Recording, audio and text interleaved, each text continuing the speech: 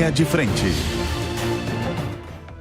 Olá, está começando agora mais um Linha de Frente nesse fim de semana. Seja muito bem-vindo, muito bem-vinda. Eu sou Beatriz Manfredini e agradeço a todos a companhia desde já.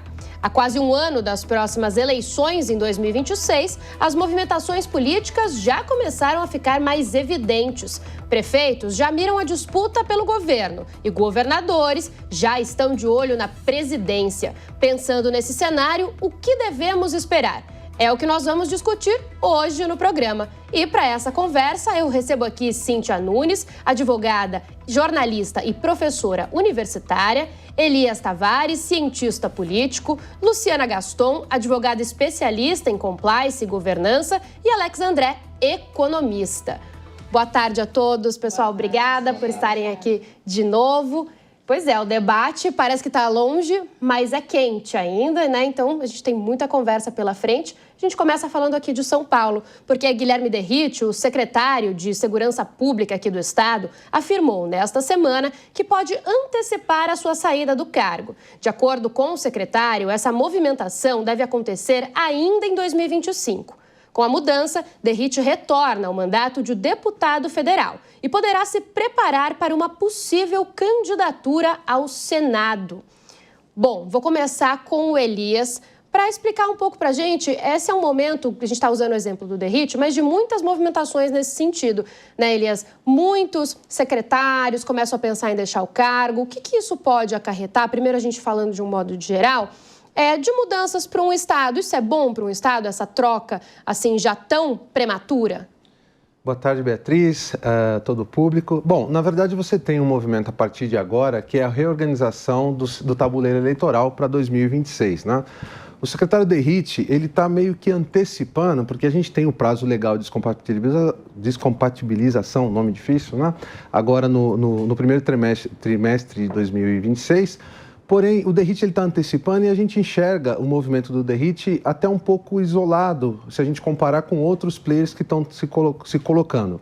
O movimento do Derrite é interessante porque existe um desgaste natural do cargo que ele ocupa e ele indo para o Congresso, evidentemente, é mais fácil, porque o Legislativo, evidentemente, que é para jogar pedra, né? E o Executivo acaba sendo vidraça. Então, esse movimento do Derrite é justamente para ele retornar à Câmara, tratar as pautas de segurança pública, que a gente sabe que no Congresso Nacional são pautas que estão indo muito bem, a oposição está sabendo conduzir essas pautas de forma vitoriosa lá dentro.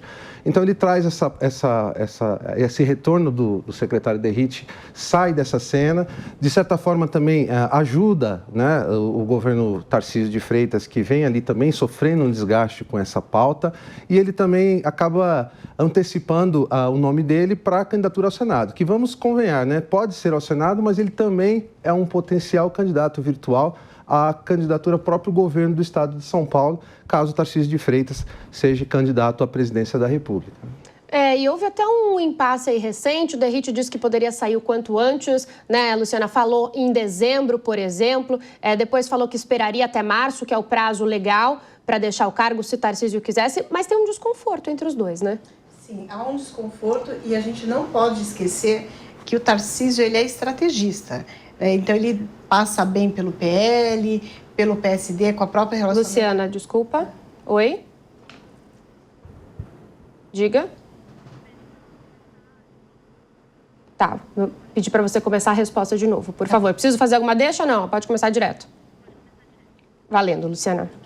Eu acho que é uma estratégia bem pensada, porque o Tarcísio de Freitas, ele é uma pessoa muito inteligente no seguinte aspecto.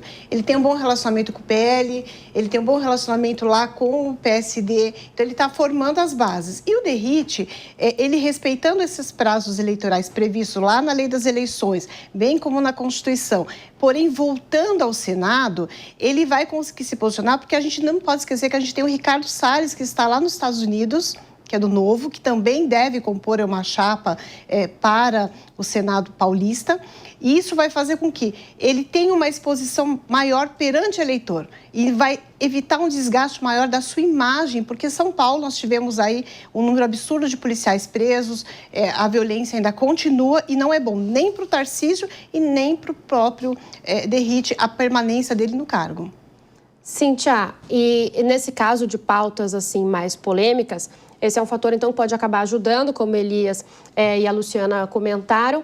Mas a gente tem um quadro no governo do estado que diversos players se colocaram ali à disposição para uma possível disputa ao Palácio dos Bandeirantes. O próprio Derrite, a gente tem ali o presidente da Alesp, André do Prado, até o prefeito o Ricardo Nunes aqui já meio que se colocou à posição. Kassab vem dizendo que se Tarcísio for à presidência, ele quer ser governador. E todo esse jogo em cima da eleição, que ainda falta pelo menos um ano para começar a campanha, o quão prejudicial ele é para o debate de outras pautas aqui em São Paulo? A gente está antecipando mesmo cada vez mais esse calendário?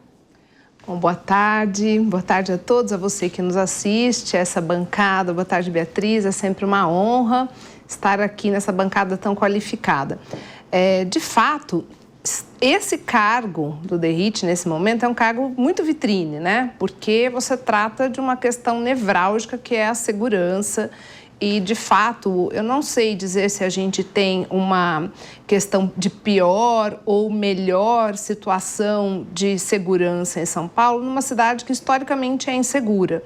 Então, mas realmente alguns índices, alguns números trazem aí, vão desgastar a imagem dele naturalmente, faça ele o que fizer.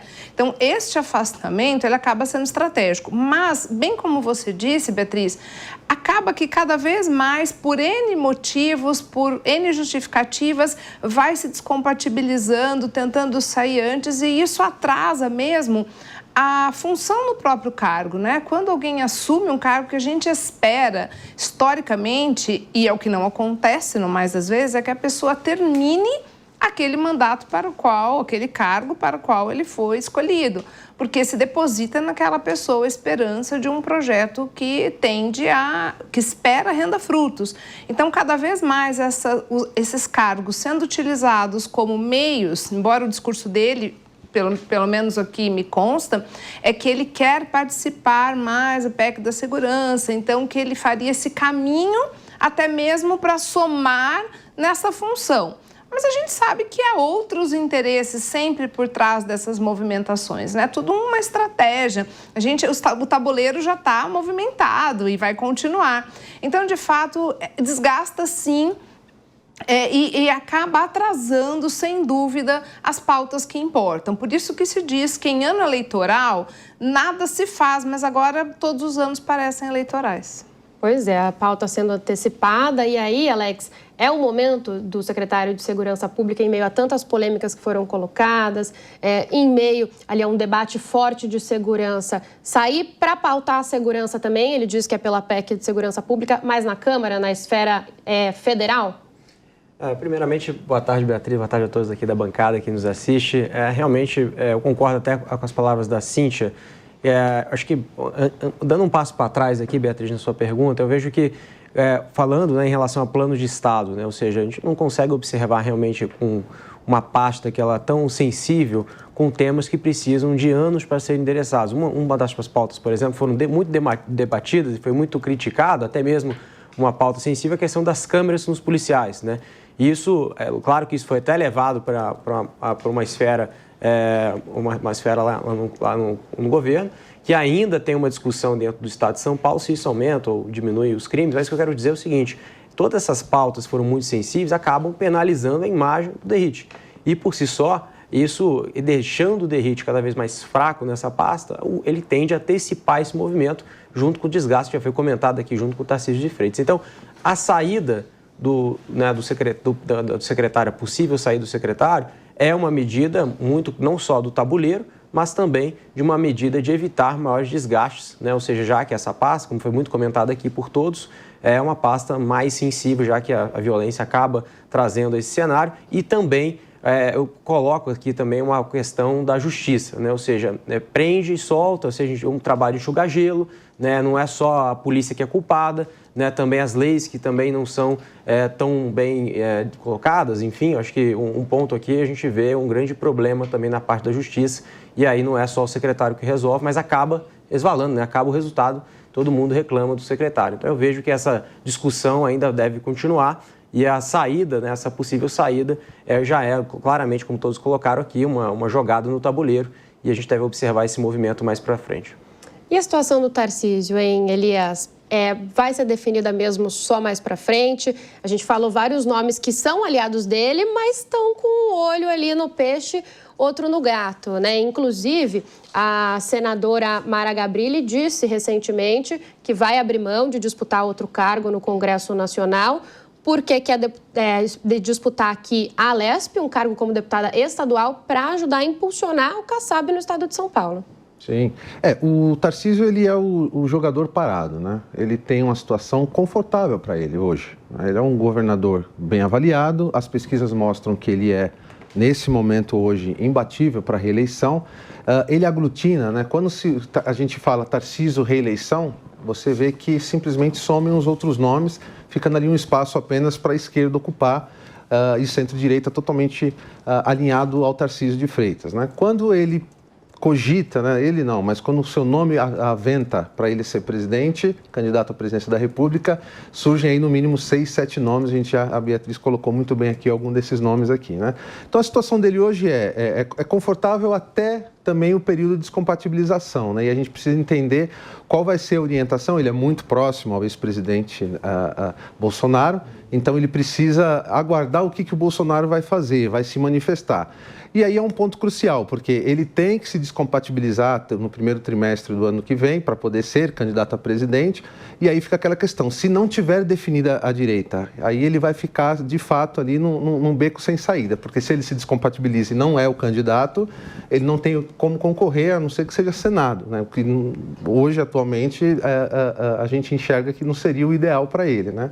Então a gente precisa aguardar o que será colocado de missão para o Bolsonaro, até porque a gente entende que ele tem colocado, né, unicamente isso, que ele está aguardando, enfim, que ele é candidato à reeleição, ele nunca se colocou ainda como candidato a presidente, mas é um potencial candidato a presidente. E é evidente que o tabuleiro em volta, como a gente está falando mesmo do próprio Derrite, ele é uma peça colocada que pode vir até substituir o Tarcísio, caso o Tarcísio vá para um outro voo, né? É um movimento que a gente vai aguardar, mas está muito quente as eleições de 2026. A gente ainda há mais de um ano, mas está bem comentado, está bem discutido, né? Inclusive, pegando um voo aqui, fazendo a ponte aérea para o Rio de Janeiro, Luciana, a situação do governador de lá, Cláudio Castro, é um pouco diferente, né? Ele disse recentemente que pode concorrer ao Senado, aí dependendo das pesquisas, senão vai sair da vida pública. Para ele, o cenário é mais difícil?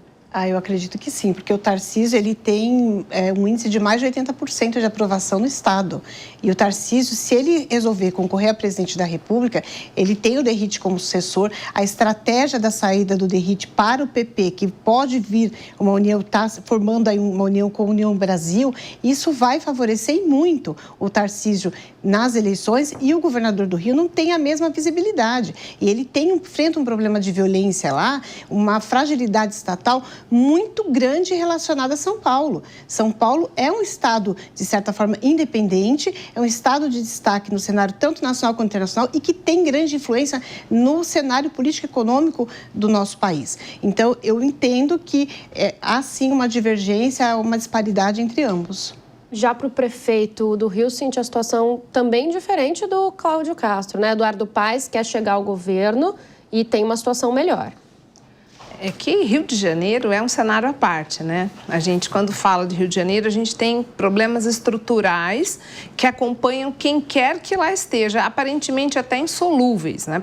A violência, quando a gente fala da violência de São Paulo, a violência no Rio de Janeiro, ela toma um outro escalonamento, inclusive em termos de visibilidade. Então, realmente, são situações um pouco diferentes. Mas só até completando, quando a gente fala do Tarcísio, a gente tem também uma situação que, para ele é aquele... Eu gostei da expressão aqui do Elias, dizendo que é um jogador parado. Ele é um jogador que ainda está em branco, né? Em vários sentidos, porque ele não figura envolvido em nenhum grande escândalo, o nome dele não é associado a nada que possa ser jogado efetivamente. Pode não gostar, eventualmente, de alguma atitude, não entender que tudo que ele faz está correto, mas ele não tem associado a ele nada. Inclusive, quando se fala aqui de ser um futuro sucessor do Bolsonaro, a gente tem que lembrar que o ex-presidente ainda tem uma situação da elegibilidade dele indefinida.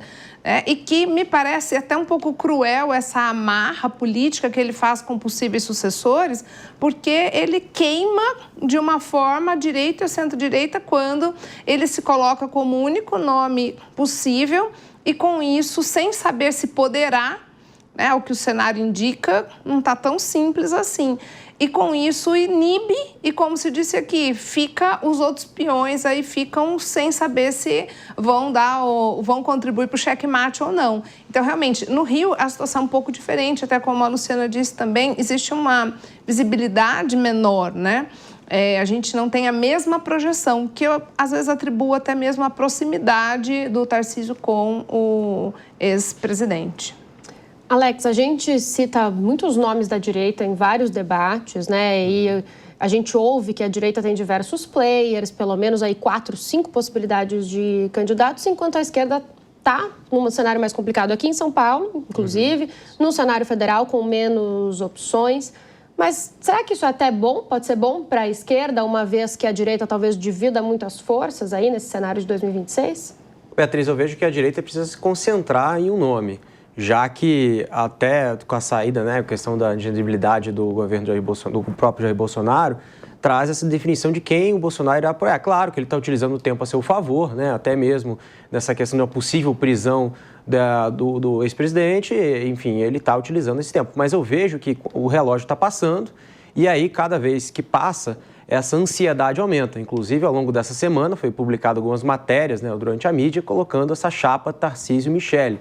E aí a gente consegue observar, até eu como economista, no âmbito de mercado de capitais, os economistas, enfim, os bancos colocando isso como uma leitura muito positiva, porque já entra no outro aspecto, que é o aspecto fiscal em relação às contas públicas, já que esse governo não respeita as contas públicas, como nós temos visto, e toda essa questão aí envolvida ao longo das últimas semanas. Bom, eu acho que o fortalecimento não só de uma indicação, nós vimos em números, ou seja, mais de 60% foi indicado nas pesquisas, que votam, que votariam no Bolsonaro, votariam num nome indicado pelo Jair Bolsonaro. E estamos passando também por uma polarização muito grande, Eu inclusive vi os dados, nunca foi colocado nas pesquisas, uma impopularidade não só do próprio governo atual, mas também de uma divisão entre os dois nomes, ou seja, uma grande parte dos nomes não querem votar não só no Lula, mas também no Bolsonaro, que é uma terceira via. Mas quem será essa terceira via? Para mim, não existe essa terceira via.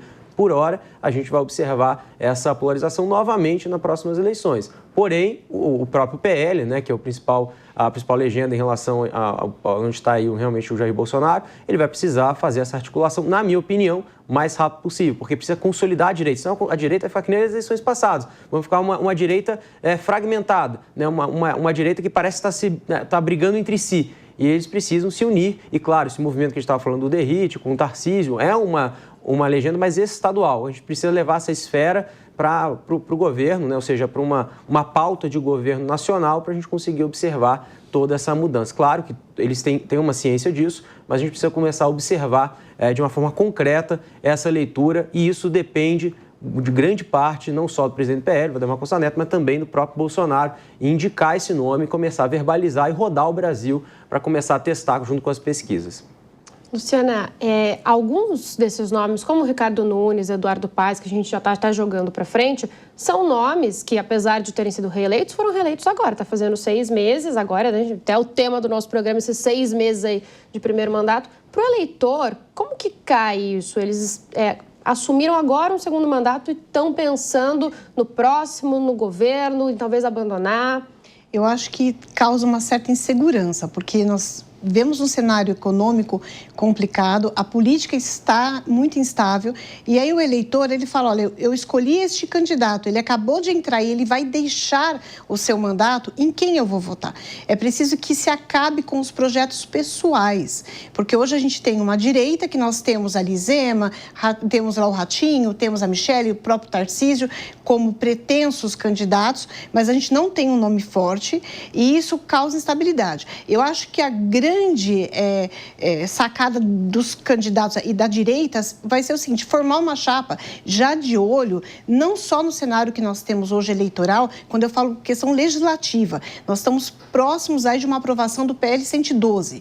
E a vinda da Michele Bolsonaro pode, numa composição de uma chapa, seja com o Tarcísio, seja com o Caiado, seja com o Ratinho Júnior, seja com o Zema, ela vai ser muito boa, positiva, por quê? Porque ela está fazendo um trabalho através do PL Mulher em todo o país e nós temos uma reserva de 20% de cadeiras. Hoje, para a mulher, para o partido sair candidato, ele precisa ter 30% de candidatas. E com a PL 112, serão cadeiras. Então, se ela conseguir formar uma bancada, trazer cada vez mais para próximo de si mulheres, isso vai favorecer a direita. No entanto, eu tenho dúvidas se ela deve ser a cabeça de chave. E aí precisam ser analisados os números e, através dos números, trabalhar o eleitor. Porque senão nós vamos ter, como aconteceu nos municípios, aqui na Grande São Paulo, um grande índice de abstenção do quê? As pessoas votaram em branco e nulo porque não tinha confiança no candidato. Se o meu candidato, que eu votei para prefeito, ele sair, para governador ele sair, eu não sei se eu vou votar nele novamente. Então, a gente precisa entender a população de um modo geral, precisa trazer uma certa estabilidade, um conforto para o eleitor. O eleitor hoje não se sente confortável. Elias, o que é maior hoje para o eleitor? Esse fla-flu da política ou esse desconforto que faz apertar em branco, em nulo, ou até mesmo não comparecer às urnas? Beatriz, se a gente for pegar, né, primeiro que eu entendo que a nossa política, infelizmente, ela está binária hoje, né? Ou é um lado ou é o outro, mas você tem uma camada importante, como você bem colocou aqui, que infelizmente vota branco, que anula o seu voto, e que eu acho que, se a gente dividir, vamos dizer que tem 1/3 de eleitor fazendo alguma dessas três opções, né? Ou é um lado, ou é o outro, ou é o lado de que não acredita, e aí surgem marçais da vida, justamente ocupando esse vácuo de descrédito, né? Agora, política é um xadrez, né? A gente pode pensar, se o Ricardo Nunes, prefeito de São Paulo, vir a ser candidato ao governo do estado, vai assumir a cadeira da prefeitura um bolsonarista raiz, talvez mais próximo e mais alinhado ao Bolsonaro do que o próprio Ricardo, ou até mesmo o próprio Tarcísio.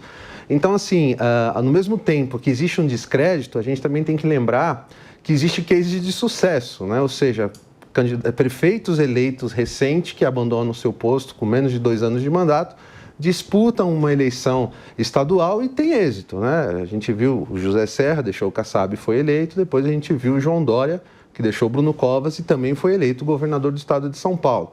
Agora, a gente percebe também que isso vai cansando a população, mas que quando você tem um universo de um tabuleiro de xadrez para fazer essas montagens de peça, a gente tem que entender também que a gente está na eleição binária, ou seja, muito bem aplicado pode agradar um desses lados, né? Que hoje, infelizmente, eu entendo que no ponto de largada existe a política muito mais preocupada em agradar um dos dois lados binários, como a gente está colocando aqui, do que pensar em política pública como um todo, do que pensar, infelizmente, no bem da população. Cíntia, dá para fazer política sem pensar no projeto pessoal ali de cada um? Teria que ser possível, né? O problema é que a gente não vê isso. E como bem disse o Elias aqui, a gente encontra essa questão dessa polarização que está se sobrepondo à própria política em si. O conceito de política passa em algumas situações até uma conotação pejorativa, quando deveria ser o contrário, né? A vida da polis, a gente deveria pensar na política como aquele exercício que a gente faz para a condução da sociedade, nessa organização de atuações, de pessoas que trabalhariam em prol de uma sociedade melhor para todo mundo, quando, na verdade, virou palanque para questões pessoais, com as honrosas exceções, obviamente, que é sempre péssimo a gente generalizar, né? Então, há quem realmente vá com propostas, quem tenha aí intuito de melhorar, mas muitas vezes vai para o lado pessoal. E é uma coisa que é muito chata, essa questão da polarização, que, pelo menos para mim, já cansou faz tempo, porque a gente não pode sequer externar uma posição que você é taxado de fazer parte do contrário. Então, se você falar a favor de alguma coisa, é porque você é de direita extrema, se você falar a respeito de outra coisa, você é esquerdopata. Então, não se pode nem se falar que acha boas duas palavras, você chamar de isentão. Então, ficou uma situação tão horrorosa nesse sentido que é sim, Beatriz, é sim possível. É claro que a gente sabe que no Brasil, ao menos, acredito que no mundo, a política não se faz sozinha, né? Para que alguém chegue em determinados postos, cargos, vai ser preciso uma conjunção de esforços e isso vai demandando concessões e faz parte de um projeto pessoal. Então, eu entendo que dá para aliar com um projeto pessoal. O projeto pessoal só não pode se sobrepor ao bem comum. Alex, a gente falou muito de segurança pública no começo, inclusive falando no DERIT.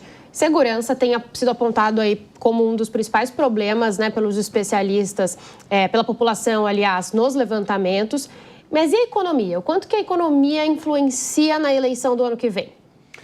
Claramente, a economia está muito ligada nesse ponto, até porque quando a gente fala não só de Estado, né, o Estado de São Paulo, obviamente, né, o Estado mais desenvolvido, e também o Tarcísio tem colocado pautas estruturantes, e como ele vem ali sendo muito técnico, ele veio de infraestrutura, e a infraestrutura é onde traz grande parte dos investimentos, principalmente quando a gente fala de PPPs, né, iniciativa públicas privadas. O túnel do Guarujá, por exemplo, né, da ligação, também tem outras grandes obras, o metrô também, né, a ampliação do metrô, todas as obras ficaram paradas por muito tempo. O Tarcísio arregaçou as mangas e agora vem colocando essas obras de pé. Isso traz investimento, traz desenvolvimento. Claro que existem as críticas, né, relacionadas à gestão de governo federal dentro dos estados, né, a gente sabe muito bem disso. E aí, quando a gente entra na esfera do governo federal, a situação é totalmente diferente, né? O governo atual, com a desaprovação que a gente tem visto aí batendo em níveis recordes, traz aí claramente uma certeza que o centro-direita precisa reaver a medida que a esquerda vem fazendo ao longo dos últimos anos, que repete o mesmo playbook, que é gastar, gastar e gastar, e não só olhar ineficiência. Eu sempre falo que o Estado custa caro e entrega pouco.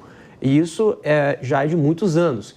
E a gente precisa mudar isso. E é aí que a gente consegue observar. Não tem plano de governo. A gente estava falando aqui da individualidade de cada um, né, dos nomes, né, dos políticos. Né? Cada um olha a perpetuidade do poder. E isso é natural. Não tem como falar que isso vai ser mudado, né, gente? Mas a gente tem que observar, nós como eleitores, né, na hora de votar, a gente precisa enxergar qual político de fato vai trazer um ministério nos quais os seus técnicos sejam efetivamente de mercado, né, como foi feito do Jair Bolsonaro, que posso falar como eu sou economista, o próprio Paulo Guedes foi um dos principais nomes da economia, né, que fundou o que é hoje o maior banco de investimento da América Latina, enfim, com seus técnicos que fizeram aí medidas estruturantes, que aí entrou esse governo com o ministro Fernando Haddad, que, na minha opinião, rasgou tudo que foi feito no ano passado, ou seja, a gente retroagiu. E aí, para agora, a gente reconstruir esse Brasil vai demorar muito mais. Então, a pauta, na minha opinião, não é só a questão da direita e esquerda. Claro que direita e esquerda tem essas ideologias que, na economia, fazem total diferença. Olha o que a esquerda está fazendo na economia hoje. Os números estão aí. Né? Ou seja, a gente está vendo aí uma conta que era ali colocada como superávit, foi para déficit, era obviamente, né? Óbvio que nós estamos observando diante dos nossos olhos uma deterioração das contas públicas, né?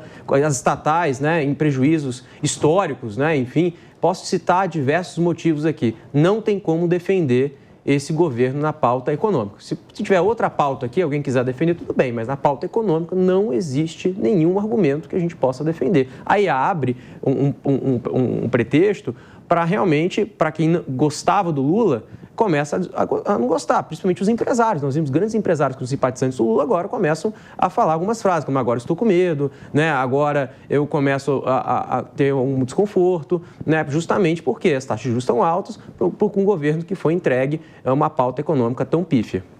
Luciana, queria falar? Sim, eu acho que o grande fracasso desse governo está representado pelo próprio ministro Haddad. Quando você tem um jovenzinho, como é o caso do Nicolas, que consegue acabar com uma sessão onde ele estava sendo ouvido, é o reflexo do total descontrole do Ministério da Economia. E nós temos uma situação que o ex-presidente Bolsonaro, ele é muito bem visto pelo pessoal do agro.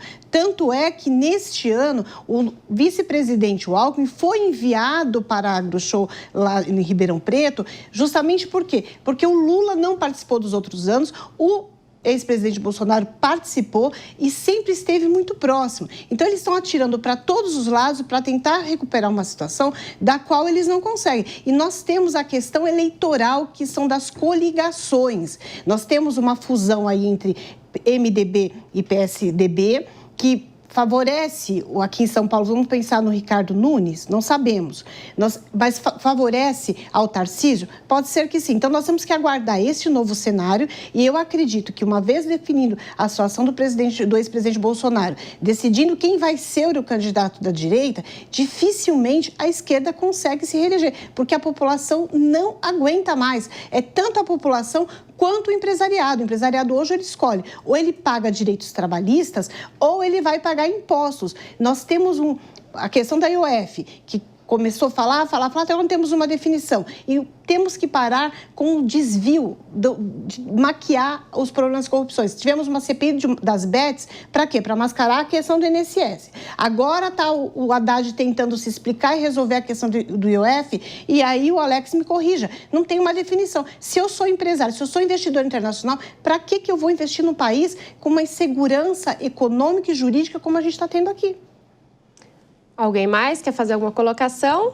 Não, só vou colocar que não são só os grandes empresários. Se a gente for pegar agora, inclusive, o que está saindo do forno ali pela mão do ministro, a gente está falando de sobretaxa de IOF, de LCA, né, de letra de crédito agrícola e de imobiliária. Sim. Quer dizer, eu não sou um grande empresário, mas eu tenho lá um pouquinho desses títulos. E, assim, no final das contas, a incompetência do atual governo, quem paga a conta é quem está aqui nessa mesa, né? E só para complementar, Elias, né? Eu estava falando aqui dos títulos relacionados ao agronegócio, agora, de acordo com essa MP, de fato, não vai existir mais título isento. Eles falam incentivados. Não, acabou com incentivado. Agora tudo vai ser tributado, né? O Haddad chegou taxando realmente tudo, não vai sobrar nada. É uma terra arrasada quando a gente fala aqui de investimento, em termos de produtividade de investimento. E não só isso. Até o deputado Arnaldo Jardim, com o qual eu tive o prazer de falar com ele 2 semanas atrás em Brasília, e depois ele veio à mídia dizendo que ele é um grande defensor, né, junto com a FPA, falando sobre essa pauta de taxar os títulos no qual hoje são isentos no agronegócio, que o alimento vai ficar mais caro, eu concordo com ele. Né? Ou seja, o crédito fica mais caro, por quê? Porque eu tenho que pagar um imposto. E se pagar um imposto, vai passar para quem? Quem vai pagar essa conta? Todos nós que consumimos, né? Então, ou seja, a inflação vai ter pressão sobre a inflação. O governo não sabe fazer conta, gente. Então, assim, no final do dia, o governo ele dá um tiro pela culatra. A minha opinião é essa. Quer ter um resultado X e acaba atingindo Y. E atinge não só quem mora na cobertura, como o Haddad disse. Acaba atingindo os mais pobres. Não tem como você fazer uma medida só para uma classe social. E a gente sabe que a classe social, os mais ricos, têm outras opções. Eles têm a opção até de sair do Brasil, se quiser. E os mais pobres, infelizmente, não têm para onde correr e o que vão passar, infelizmente, por essas medidas. E, Alex, ninguém fala da questão da possível bolha imobiliária, porque nós vamos ter um cadastro agora que o governo vai falar o quanto vale teu imóvel na hora da transmissão. Então, hoje, quando você tem um inventário, você tem uma compra e venda, você consegue colocar o valor venal, o valor de referência, São Paulo é o valor de referência. Com esse novo cadastro nacional de imóveis, a tarifação vai ser, o Estado vai colocar o valor que ele quiser, que ele entende que o seu imóvel. Se o seu imóvel valer 500 mil e o Estado entender que é 2 milhões, você vai pagar um ganho de capital em cima dessa diferença de 1,5 milhão. E isso vai fazer com que os investidores do mercado imobiliário deixem de investir no Brasil. Se eu tenho condições de vender o que eu tenho aqui e investir lá fora, para que eu vou ter um imóvel no Brasil? E aí vai ser um efeito reflexo, porque vai ser dominó. Nós vamos ter a construção civil parando, São Paulo, uma cidade que vai parar, porque o que nós vamos ter de mão de obra paralisada, desempregada, e quem que vai pagar essa conta? O governo, se o presidente continuar, que ele acabou de falar hoje que ele é candidato a presidente, ele não consegue controlar, nem agora o que vai ser uma ditadura, um 4º mandato, a incompetência. Então, nós não temos que pensar só em nós temos que pensar na população de massa, e a população de massa não consegue comprar comida. 1 quilo de acém a R$60, como acontece em mercados pequenos da Grande São Paulo, é inadmissível. E só completar uma coisa, Luciana, bem na esteira da sua fala, o que acontece é que a população mais humilde, ela é manobrada, né? Porque vem com esses programas que têm os seus méritos, mas que começa a distribuir. Então, vai vendo o desespero do governo olha, agora a sua luz você não vai pagar. Agora, para dar uma falsa sensação para a população mais humilde e muitas vezes não esclarecida, que está tudo certo, porque esse governo é um governo que distribui benesses para quem precisa e a gente vai tirar dinheiro de quem está com muito dinheiro, de quem é mau, de quem ganha. Então, esse discurso é um discurso pobre, é um discurso hipócrita e é imoral. Eu vou aproveitar esses comentários para puxar um gancho de uns dados de uma pesquisa para a gente continuar falando dessa aprovação ou desaprovação. Uma pesquisa da Genial Quest, divulgada nesta semana, apontou que boa parte da população não está contente com a polarização na política. 60% dos eleitores preferem um cenário eleitoral em 2026 sem Bolsonaro e nem Lula na disputa. 65% acredita que o ex-presidente Jair Bolsonaro deveria indicar alguém para concorrer. Outro levantamento, também da Genial Quest, mostrou que após a fraude do INSS, a gestão do presidente Lula atingiu agora em maio o maior nível de desaprovação. O índice chegou a 57%. Então, falando um pouco do que a gente estava comentando agora, né, em como que esses fatores vêm influenciando o atual governo. E aí tem esse dado interessante de que as pessoas também, pelo menos 60%, dizem que não gostariam muito de ver nem Lula nem Bolsonaro nessa disputa.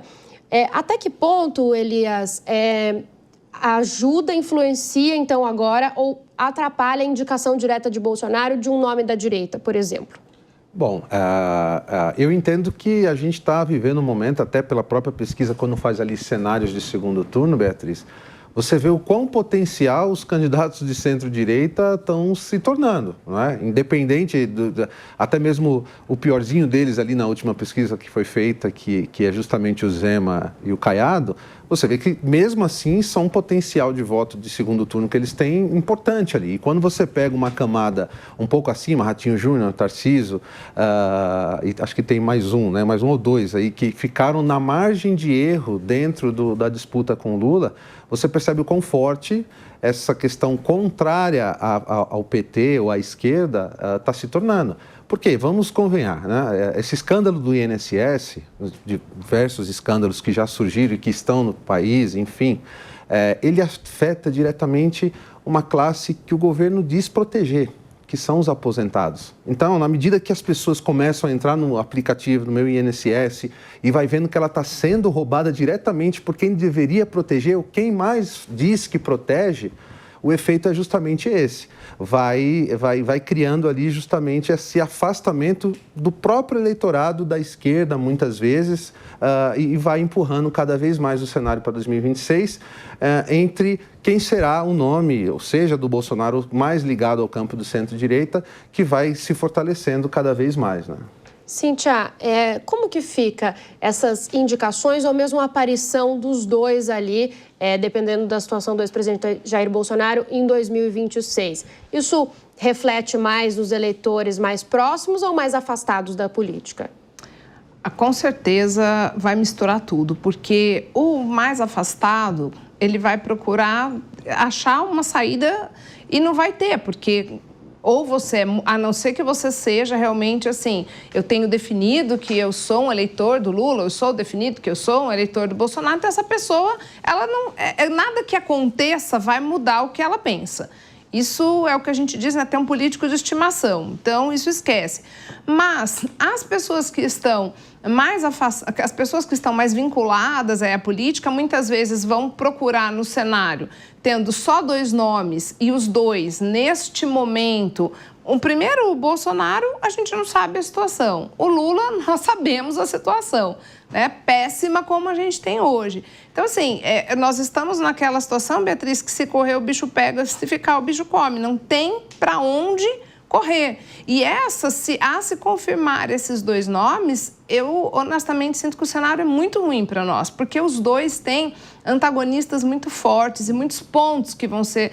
Vai ser uma lavação de roupa suja gigantesca e quando isso acontece, a gente perde o que importa mais. A gente começa a trazer ali muito mais questões pessoais de eu não gosto do fulano e gosto do ciclano e a política perde o espaço, porque as pessoas não se esclarecem, a gente conversa, fala, a gente explica, tem tanta coisa, mas a pessoa que ela acredita numa determinada ideologia, para um lado ou para outro, nada que se disser a respeito daquela pessoa faz eco. Então, ele tem aquilo como verdade.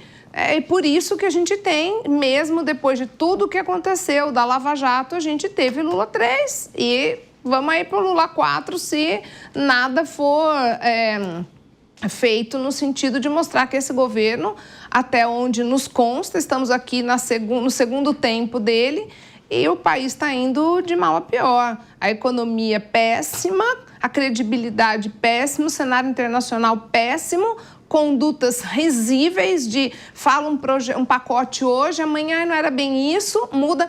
Como o Alex diz, quem que vai investir num país como esse? E aproveitando só o ensejo, falando da Bolsa Imobiliária, né? Aqui em São Paulo, eu não sei como que vai acontecer, porque a cada bairro você tem um quarteirão, uma obra sendo feita, às vezes 2 ou 3. Eu quero saber quem que compra tudo isso e quem que vai conseguir vender tudo isso dentro desse cenário. E todos esses empregos, como bem disse aqui a colega de bancada, para onde vão. Então, de fato, a gente tem aí um cenário tenebroso a se confirmar os 2 nomes. Eu realmente entendo humildemente aqui que nós deveríamos ter uma terceira via, mas não uma terceira via de encaixe, né? Uma terceira via que chega só para falar, olha, eu sou melhor do que os outros, mas nomes realmente que não estivessem desgastados para que a gente tivesse um vislumbre de algo novo, um respiro. Eu ia perguntar para a Luciana, né? O que ela achava da terceira via? Se a terceira via é possível, é um sonho distante? Muita gente fala, se tivesse uma terceira via, mas ela nunca chega, né? Não, nunca chega e eu ainda penso mais. Nós não podemos esquecer que a família Bolsonaro representa um grande capital político. Nós temos Eduardo Bolsonaro, que está lá nos Estados Unidos, defendendo uma bandeira para os seguidores do ex-presidente como um defensor da democracia. Que ele está aí começando num crescimento, ainda entendo que modesto, não seria capaz o bastante para vencer o presidente Lula. A Michelle, de novo, é um grande nome. Porém, seria uma terceira via com quem? Caiado e Ratinho Júnior? O Caiado não tem a mesma expressividade que temos em relação ao Ratinho Júnior. Então, se fosse pensar numa terceira via, em que pese haver uma relação muito próxima do governador Tarcísio, eu montaria uma chapa Ratinho Júnior e Tarcísio de Freitas, ou... se for manter na mesma via, Tarcísio de Freitas e Michelle. Eu acho que, na minha humilde opinião, são as 2 únicas opções que existem, pensando matematicamente, de acordo com a pesquisa Quest, de tentar derrubar o presidente Lula. Porque o PT hoje está acabado, é um partido de uma única pessoa, de uma pessoa que não tem mais credibilidade, mais de 60% de reprovação, e pelo andar da carruagem, que a gente está vendo os deslizes aí da economia, vai perder mais ainda credibilidade perante o eleitor. Alex, a gente estava comentando sobre a reprovação do governo Lula. Sim. E a Luciana colocou bem, o presidente Lula é um nome forte ainda de um partido que não está com muitos. Sim. Né? Depois desse mandato de Lula, ele que já tem ali cerca de 80 anos, vai ficar mais difícil para o Partido dos Trabalhadores as próximas eleições, ainda pós-2026? Já está difícil agora, quem dirá o próximo, né? Porque não só pela governabilidade do atual presidente, não só pela saúde, mas também pela falta de articulação, né? Os mais próximos do Lula estão se queixando que ele está ficando distante, né? Como era o antigo governo no Lula 1, Lula 2, que tinha uma articulação muito grande, né, das suas pastas. Então ele está meio que colocando isso para os ministros tocarem e tudo mais, e claro, né, respondendo direto a ele. Acho que não só o movimento que o Lula tem devastado a economia, mas também para essa falta de articulação, saúde e também para uma falta de um sucessor. Ele tentou emplacar, inclusive, o governo Lula, o Haddad, né, não encaixou o Haddad em nenhum momento, né, nem em São Paulo, nem em âmbito de Brasil. Enfim, Gleice esquece, né, enfim, para mim seria aí o fim da picada. Então eu não vejo nenhuma saída para o PT, pelo menos até o momento, de arrumar um possível nome que seria tão forte quanto, isso seria um exagero, tão forte quanto, mas até minimamente viável, tá? Dizendo por si só. Falando do governo Lula, eu estava até lendo aqui os dados agora há pouco para confirmar e colocar aqui para a nossa audiência. O governo Lula aumentou, desde janeiro de 2023, 24 vezes, criou ou aumentou impostos, tributos 24 vezes desde o começo do governo. Está falando de um novo imposto ou um aumento a cada 37 dias, né? Então, como o brasileiro vai conseguir votar num presidente como esse, né? Que não só eleva a carga tributária, que já está alta, cada vez maior, e também dados que foram levantados por frentes parlamentares, no quais eu acabei de mencionar, também outros dados são alarmantes, né? Ou seja, a gente consegue observar que essa reforma tributária, o IVA, pode elevar uma tributação de até 28%, ou seja, o maior IVA do mundo. Então, ou seja, a gente não vê simplificação, a gente não vê realmente nada que seja estrutural para o Brasil. Aí, quando o Haddad acaba colocando uma leitura de medidas estruturantes, o que seria estruturante? Aumentar os impostos, né? Como o próprio Elias comentou, né? Tirar as isenções dos títulos, né? Que hoje são isentos, para fomentar os investimentos? Não, né? Ou seja, quer tirar investimento, quer tirar a atratividade do país, isso tira emprego, né? Isso aumenta o desemprego, diminui, disparidade de renda, né? Social aumenta, então é uma bomba relógio. A bomba relógio não está só no orçamento, também é uma bomba relógio no social, que isso tende a ser disparada, né? Ou seja, tem que está engatilhada, que todos nós estamos observando, que é um problema muito grande quando a gente fala de reeleição do PT. Essa bomba, essa batata quente está na mão dele e a gente sabe que vai ficar muito difícil dele segurar esse problema para levar para o próximo governo. Beatriz. Elias, era o momento do Partido dos Trabalhadores, de repente, apostar em um nome de fora, em vez de insistir no presidente Lula, como tentou apostar em Boulos aqui em São Paulo, por exemplo?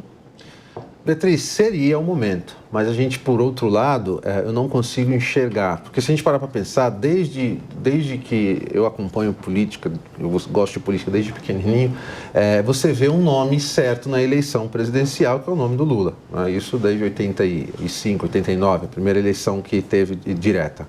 E desde então ele só não esteve na eleição no momento da Dilma, teve êxito nessa escolha, e aqui ele estava preso, que aí foi o Haddad, que foi para o segundo turno, né? Então, assim, a gente percebe que a esquerda ela hoje está pequena no país, mas, ao mesmo tempo, ela tem uma força, só que essa força ela está muito ligada ao nome do presidente Lula ainda. Por mais que a gente está falando aqui de um monte de questões que fragiliza e também de pesquisa que estão mostrando essa fragilidade do atual governo, mas a gente não pode achar que o ano que vem o Lula está saindo do governo. Ele vai para uma eleição, ele vai ter uma eleição forte a nível nacional, porque ele sabe fazer eleição, isso aí todo mundo já entendeu. E existe uma dificuldade muito grande, né? Porque ele tem essa identidade muito própria com ele. Eu não vejo o PT abdicando da candidatura do Lula, até porque eu entendo que a candidatura do Lula ela é uma sobrevivência desse lado da esquerda, pelo menos para essa eleição, até porque eles têm a máquina na mão. Eu não consigo enxergar, e o Lula, por ser um candidato à reeleição, ele vai fazer campanha dentro do seu cargo de presidente, então isso dá uma vantagem, a gente sabe disso, né? Acho que isso é notório. Então, assim, o Lula não terá uma candidatura fraca o ano que vem. E não consigo enxergar um outro nome da esquerda para ter esse potencial de justamente da polarização, para conseguir manter essa polarização. E a terceira via, então, infelizmente, ela não existe. Beatriz, por isso que se fala-se muito hoje na questão das listas abertas e listas fechadas de candidatos, que pode representar um grande problema, porque os partidos lá na frente, a gente caminha para um futuro muito próximo, onde você vai ter dois grandes blocos, um grande bloco da direita e outro da esquerda. Muito parecido com o que se tem na Alemanha hoje. E aí você vai ter uma lista fechada ali com nomes que vão continuar os mesmos. Então, você não vai ter uma polarização política, você não vai ter uma renovação política.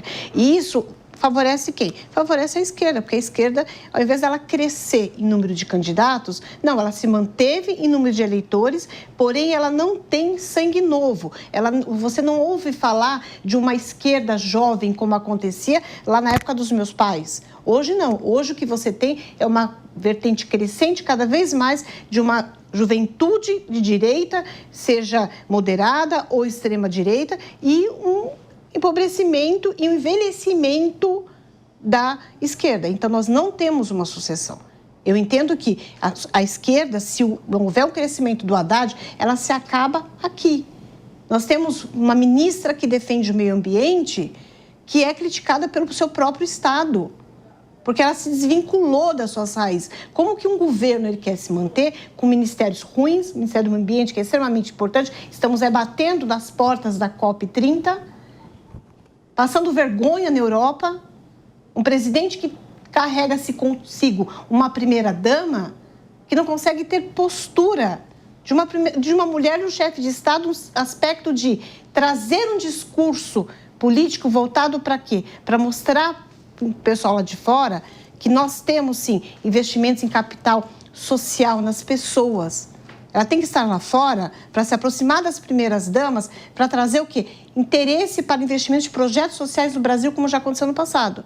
Então, falar que nós temos um governo, nós não temos um governo em vários aspectos. E não é só na questão econômica, é na questão representatividade internacional. Cíntia, quanto dessa falta de renovação a gente pode dizer que também tem influência, por exemplo, nas redes sociais? A direita, nas últimas eleições, despontou muito como um player da internet, que utiliza as redes, que se aproxima, né, do público.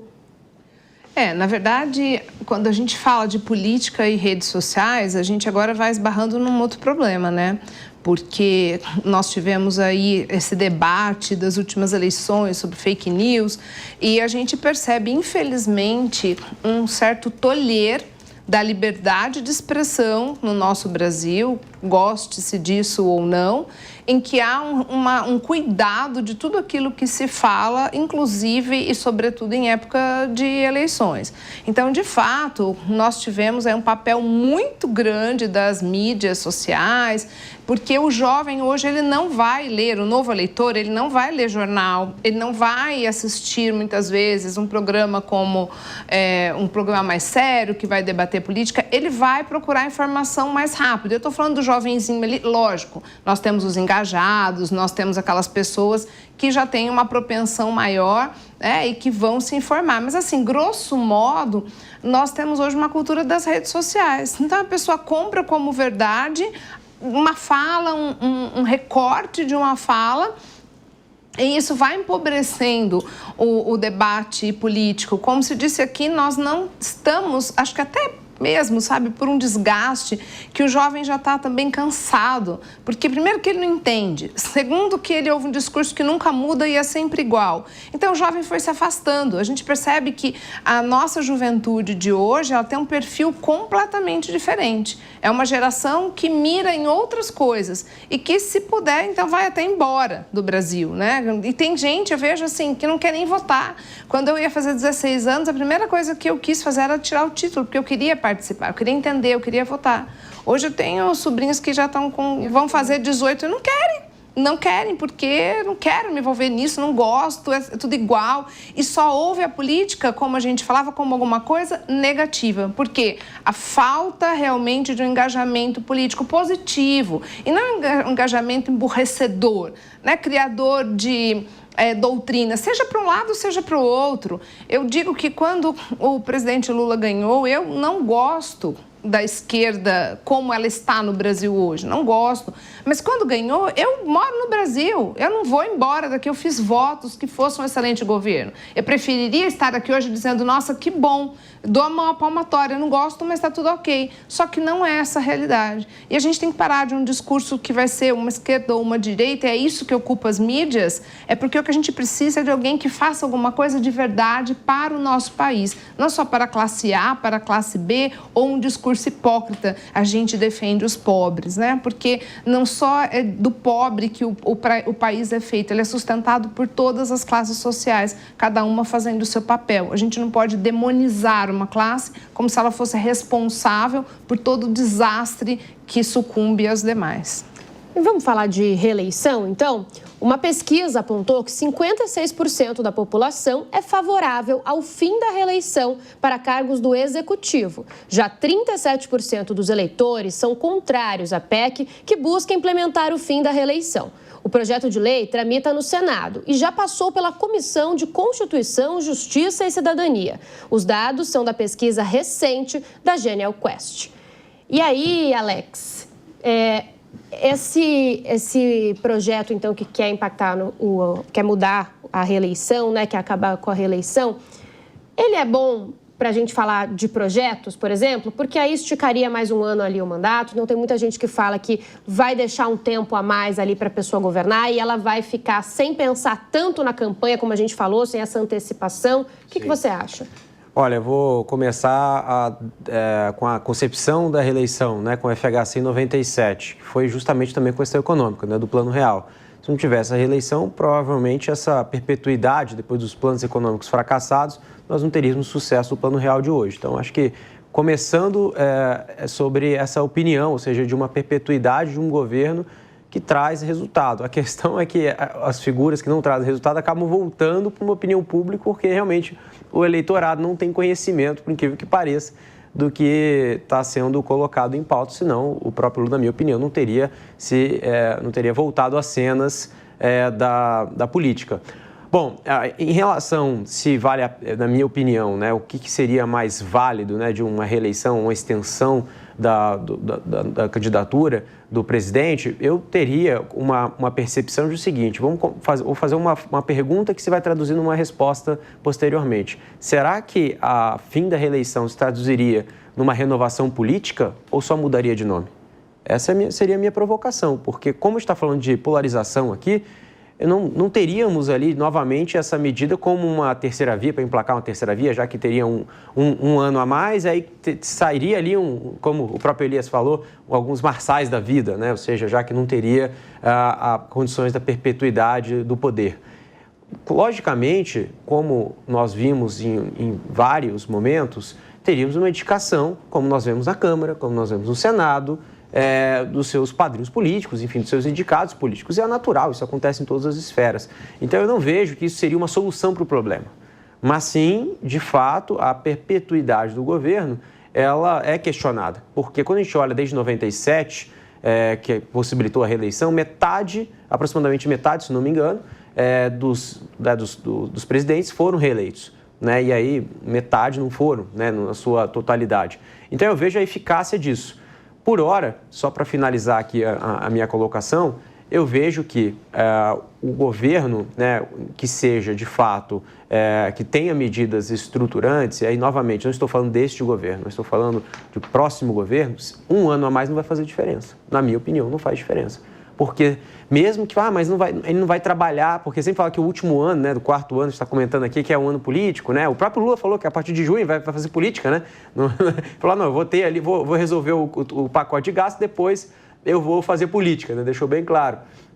Mas mesmo que não seja, né, não tenha reeleição, ele vai trabalhar para a reeleição do amigo, do parceiro, né, do indicado político dele. Então, ele vai colocar um terceiro ali para fazer essa questão. Então, eu não vejo isso como uma solução definitiva.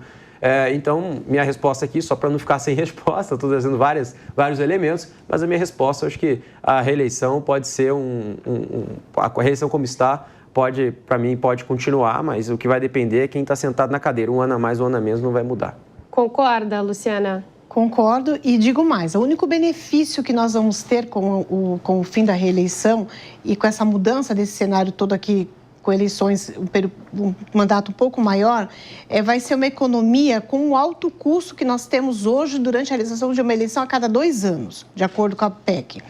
Mas precisa tomar cuidado, porque pode haver uma perpetuação da corrupção. Nós já temos visto em alguns municípios da Grande São Paulo, eu acompanho câmaras municipais, onde você tem o prefeito que foi eleito, saiu a matéria de que isso tinha passado, que estava lá já com a comissão, que eles começaram já a lançar os seus pré-candidatos, que seriam quem? Os seus sucessores daqui a 4 anos. Então, eles já estão começando a levar a pessoa para o movimento ali, para o cenário como pré-candidato a deputado estadual, deputado federal, para se tornar conhecido, já contando que daqui a 4 anos eles não vão ter uma reeleição.